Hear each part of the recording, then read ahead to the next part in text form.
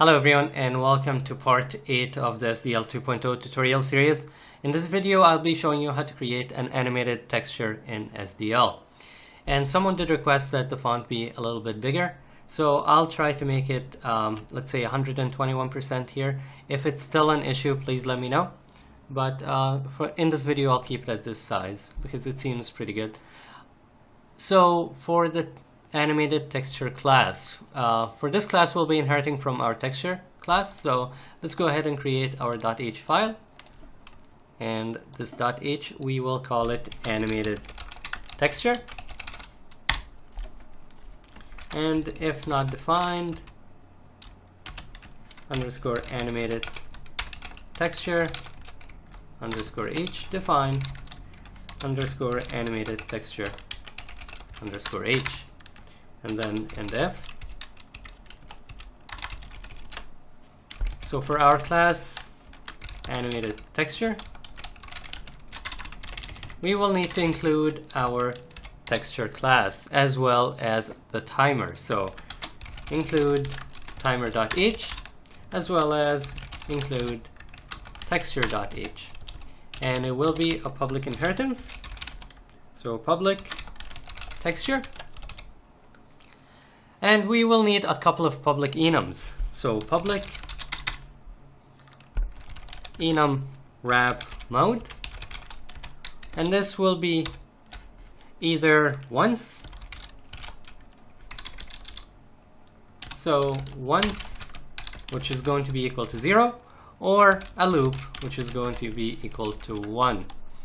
And this will just specify what kind of wrapping we want the texture. Do we want it to run we want the animation to be. Do we want it to only run once or loop through the animation over and over again? Next up is another enum, which will be called anim underscore dir. So this will be either horizontal, which is going to be equal to 0, or vertical, which is going to be equal to 1. And this will tell us which direction we want the animation to be. Are the sprites arranged in a horizontal fashion or a vertical one? Usually it's for animation sheets, the animations are arranged horizontally, but that's just to give us a bit more flexibility with that. Next up, we will create our private variable. So private, or create our timer pointer, and we'll call this one mTimer, as well as a couple of ints. So this one will be m start x and int m start y, and then float m animation timer, float m animation speed, as well as a float m time per frame. And these three variables will be, the animation timer will keep track of our time, how long it has been. So we'll use this to switch between animations. Animation speed is the total time that we are going to be using for the entire animation. And time per frame is just going to be the time it takes for each animation to stay on screen, or for each frame of the animation to be on screen. Int frame count, which will hold how many animation frames we have. And then wrap underscore mode. This one will be called mWrap mode, which seems a bit self-explanatory. It's going to be either once or loop. And anim underscore dir, animation direction, which will be either horizontal or vertical. And the last variable that we're going to need as a private variable will be a boolean, which will be animation done. And this will be set to true if the animation only plays once and it reached the final frame. So now on to our public functions. We will have animated texture, so our constructor. And this will take std string file name, as well as int x, int y, int width, and int height, and int frame count, as well as a float animation speed, as well as an anim underscore direction, anim dir, which will be our animation direction. And this will be our constructor for this class. You'll notice that these variables right here, the first 5 variables, we have them right here in this constructor for texture. So we can just call this constructor for texture and pass him the 5 variables to set these variables for us. And the other 3 variables we're going to have to deal with inside this constructor. Next up is the destructor. So animated texture, and void wrap mode, because you'll notice that we don't have any wrap mode in the constructor. That way we can set the wrap mode once we create the animated texture. So the wrap mode will be taking a wrap underscore mode, and we'll call this one mode. Finally, the last function that we're going to need is void update. And this will be it for our animated texture class. Next up, we will create our CPP. But first thing that we're going to need to do is go back to our texture.h, and you'll notice that this is a private right here. We will need to change this to protected. So, because we will need to edit our clip rectangle. So now that we change this to protected, we can create our animated texture.cpp. So add new item, animated texture, and for that we will include animated texture.h, and let's create our constructor. So animated texture, std string file name, int x, int y, int w, int h, as well as our int frame count, float animation speed, and finally anim underscore dir, which will be animation direction. Now we need to initialize the constructor for texture that we want to call, which will be texture, and this will take our file name, x, y, width, and height. And this should be it for that part. Next up, we have to deal with the other variables that we have. So mTimer, we need to initialize our timer, which will be equal to timer instance, because our timer was a singleton. Next up, we will initialize start x and start y. So our start x will be equal to our x. Our mStart y is going to be equal to our y. And these will tell us which pixel we're starting off for the first frame. So where the first frame is in the sprite sheet. If you have a single object in a sprite sheet, it will usually start at 0, 0. But if you have so many objects in a sprite sheet like we have right here, in this one, if you have so many sprites in the same sprite sheet, you're gonna have to tell it exactly which sprite you need to start with. So moving on, mFrame count is gonna be the frame count we're passing it in. So it's gonna be equal to frame count. M animation timer, or in that case animation speed instead. Our animation speed is going to be equal to our animation speed that we're passing in, and our m time per frame is going to be equal to our animation speed divided by our frame count, because the frame count is how many frames we have. The animation speed is the total amount of time for the entire animation to run. So each frame will take the animation speed divided by how many frames we have. Now we need to initialize the animation timer. So our animation timer is going to start off as being 0.0f. Now moving on to the last variable that we didn't take into account yet, which is the animation direction. So we'll say m animation direction is going to be equal to animation dir. Now m animation done is going to be equal to false, and our wrap mode is going to be loop by default. Moving on to the destructor now. The destructor doesn't have anything in this class for the time being. Maybe if we need to destroy anything later on, we can add it in here. Now we can move on to the, what do we have here? The wrap mode function.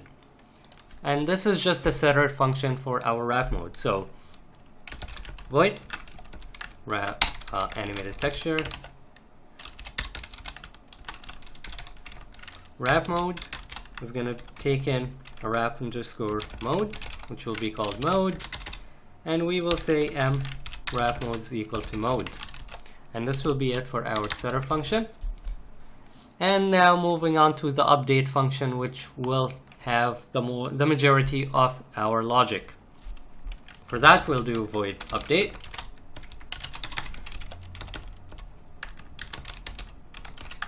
Of course, it is in animated texture, so void animated texture update.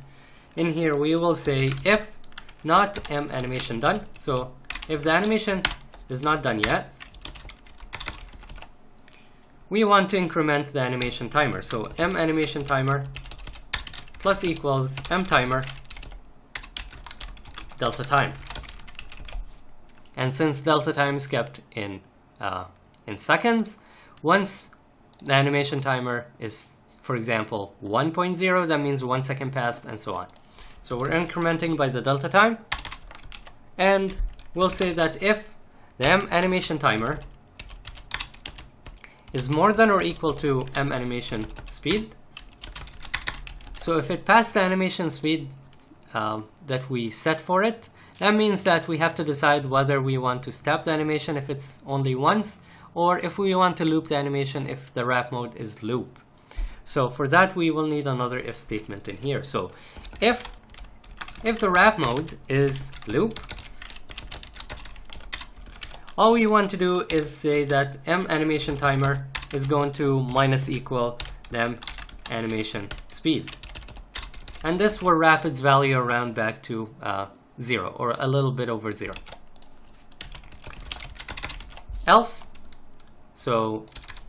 our wrap mode is once. We want to stop at the last animation and then say that the animation is done. So m animation done is going to be equal to true. And then we'll say that the m animation timer is going to be equal to the animation speed minus m time per frame. And this is because the animation timer is already more than or equal to the animation speed, so we want to step back one more frame, because if we try to get the frame at that point, it will be actually one frame over our last frame. So we want to stop it right here. So it will be animation speed minus m time per frame. Now moving on to our animation direction. So out here now, we'll say that if the m animation direction is equal to horizontal, we will change our clip rect's x. So our m clip rect dot x is going to be equal to m start x plus int cast of m animation timer divided by the time per frame. And this will give us values, for example, like 0, 1, 2. Let's say we have 4 frames, it will go from 0, 1, 2, 3. And then if it's looped, this is going to reset the animation timer, so it's going to go 0, 1, 2, 3 again, over and over again. So we just need to offset it by this times the width of whatever the frame is. So times m width. And now else. So if it is vertical instead, we will need to edit the clip rect's y. So m clip rect dot y is going to be equal to m start y plus int cast of m animation timer divided by m time per frame, and this will be times m height instead. And this should be it for our animated texture class. Now we can try it out. So we will go back to the game manager and create one of these animated textures and see what we can do with it. So now in here, instead of texture.h, let us include animated texture.h instead. And since animated texture.h already has the timer, we probably don't need it here. So we can put the animated texture right there. And now instead of texture, we can say animated texture pointer. Now moving over to our constructor, our mtext is going to be equal to a new animated texture instead. Oh, animated texture. The first variable, the first parameter is our sprite sheet, so that can stay. That's fine. And next up we want to find where the pixel starts is for the starting pixel for our first frame. And for that, we can go back to our sprite sheet. So inside debug assets, and then if we edit, we have, let's say we want to do the ship destruction. So for that, we will start from here. So it's somewhere around 104 and 45. And we will go across here, so somewhere around there. So it's 104 and 45 is the starting x and y, so we'll give it in here to that. So 104 and 45 for the y. Our width and height, I already calculated that from before, and it's 40 width and about 38 high. So we will have 40 width, and it is 38 high. Of course, if you have a single sprite sheet for a single animation, or if it's set up this way, for example, like these ships are set up, it's much easier. But since this one is not the same size as the ships, the animation for this thing, and at the same time too, it's not set on the same, it's set on the same row as some other animations, so it gets very complicated. If you have an organized sprite sheet, this is much easier to do. So 204, 45, 40, and 38. And now we need to give it the values for how many frames we have. So we have 4 frames, because that's 1, 2, 3, 4. And now we need to give it the animation time. And let's say we want it to run over 3 seconds. So 3.0f, and then animated texture for this one will be horizontal, because the sprites are arranged horizontally, one after the other. Now that we have all this, we're moving the texture to 100 and 200, so that's fine still. Now, we don't need the input for now. We can just update our texture. So mtext update, so that we can run our animation logic, and then we'll do mtext render. And you'll notice that we don't even have a render function in our animated texture, and that's because we're using the textures render. The textures render over here, if we open it up, it's rendering depending on our clipped rect, and that's what we're editing in our update function in the animated texture class. And this is how the animation is running.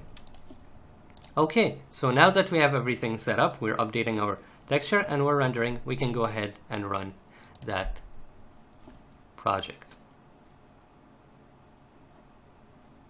And there we go. So it's animating over time and it's looping.